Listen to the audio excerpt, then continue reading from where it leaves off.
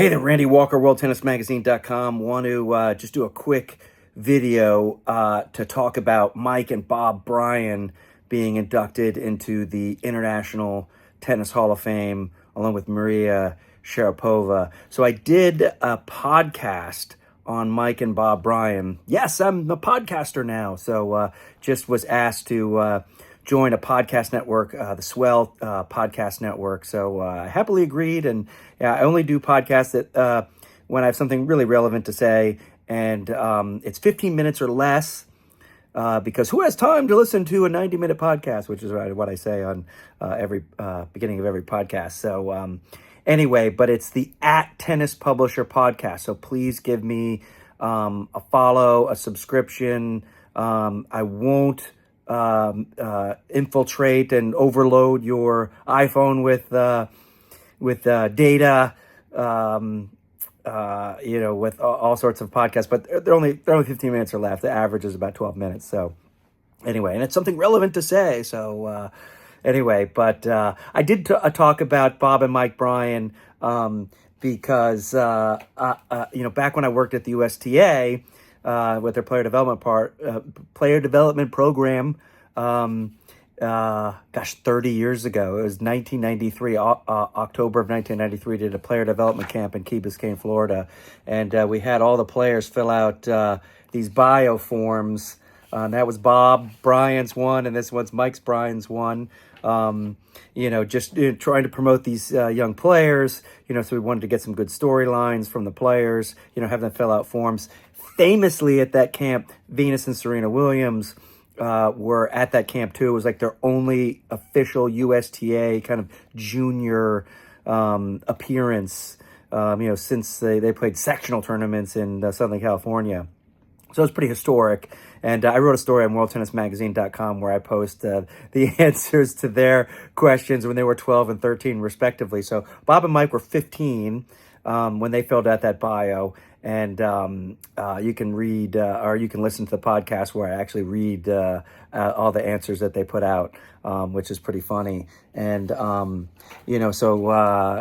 guess 3 years after that, Bob and Mike won the U.S. Open Junior Championships. They're on the old Grandstand tournament. And there I am on the far right-hand side next to Stan Smith.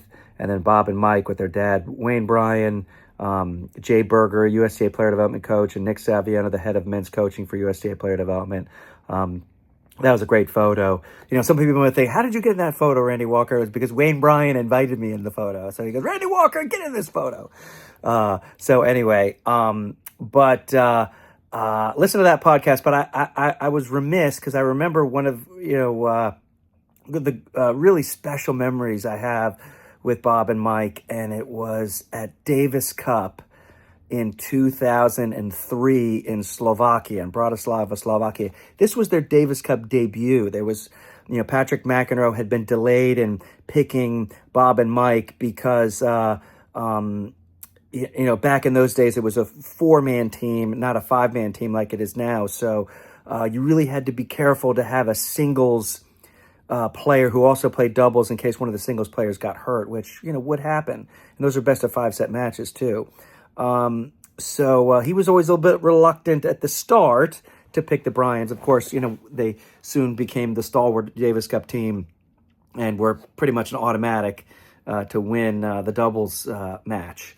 The crucial doubles match. But I remember being in Bratislava. This was a very special memory that I remembered after I did my podcast, but I wanted to share it on this video because I didn't want to have to redo the podcast.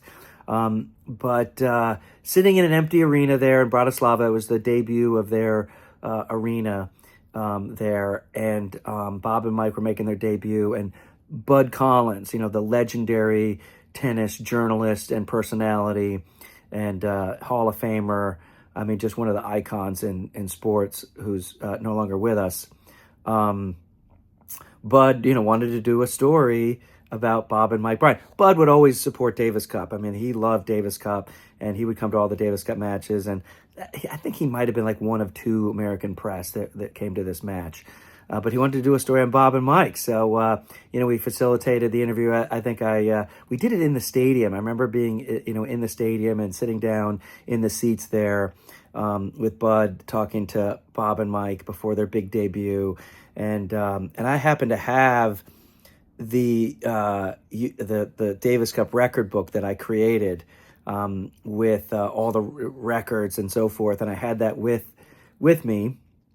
And, after Bud was finished talking to him and so forth, I mean, Bob and Mike were really interested in the Davis Cup record book, and they're looking. Of course, they flip all the way to the doubles records, and they see records, like McEnroe and Fleming, 16-1 or whatever it was, and John Van Ryn had the most ever Davis Cup doubles victories for the United States, and they just were so into those Davis Cup records and the doubles records. And I remember one or both of them saying, like, yeah, we got to break these records. Of course they did, and so many other records. I mean, 119 ATP titles, 16, major doubles titles as a team, Olympic gold medal in the London Games, Olympic bronze in the Beijing Games. And as I also talk about on the podcast, Pan American Games bronze from the Winnipeg Pan American Games in Winnipeg, Manitoba, I believe is the province. On the podcast, I mistakenly said Ontario, so pardon all my Canadian friends. But that was actually pretty funny. That was their first year after they had won the NCAA team title for Stanford, and Bob won the Triple Crown, winning the NCAA singles and also the NCAA doubles with brother Mike. So that was their first year on tour, 1999, and they were stoked that they won the bronze in Winnipeg in the Pan Am Games, and were posing for pictures and with their sunglass sponsor and all that good stuff. And for all the people that are listening to this from Vero Beach, Florida, the team that beat them in those Pan American Games was a team from Mexico, and the player from Mexico who was on that team that beat the Bryans was Marco Osorio, who is now the tennis director at Grand Harbor. So good note there. So anyway, great memories. What a spectacular induction ceremony. Everyone was crying.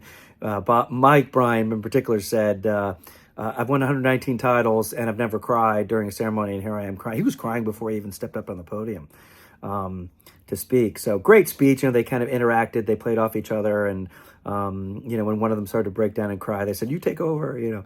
Very cute. And then obviously, Serena Williams introducing Maria Sharapova. That was pretty awesome. So anyway, just wanted to add to my podcast with this posting because that was a really special memory. I was very blessed to be, with all these great players and great personalities, and worked very closely with Bud Collins. Obviously published his Bud Collins History of Tennis, and just kind of have to pinch myself remembering that match in Slovakia, and being there with Bud, and being there with Bob and Mike, and so forth. And of course, they won a very the first of many crucial doubles points. Andy Roddick had just won the U.S. Open. He had won like 21 straight matches, plays in the first ever match in this arena in Slovakia, that they just created with a retractable roof and everything.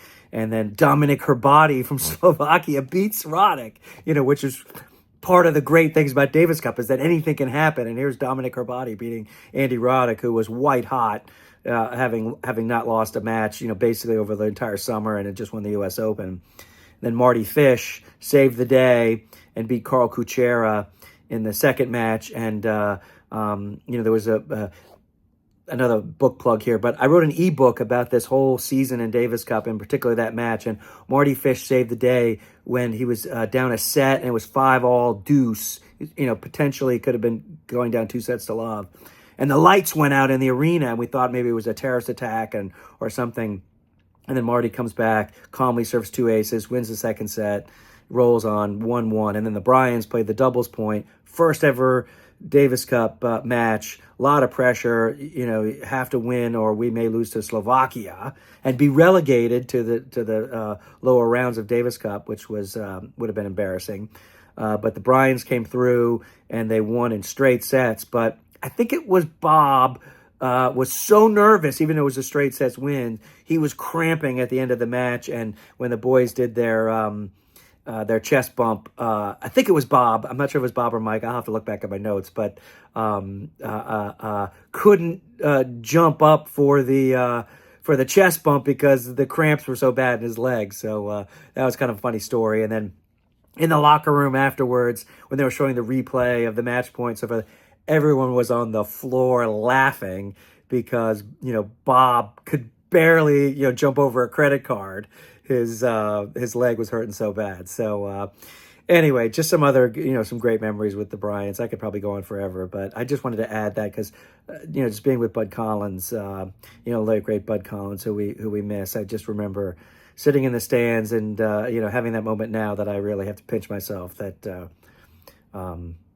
I had. So anyway, Randy Walker at Tennis Publisher. Follow me at worldtennismagazine.com. All my stories there. Thanks for subscribing to this channel, and over and out.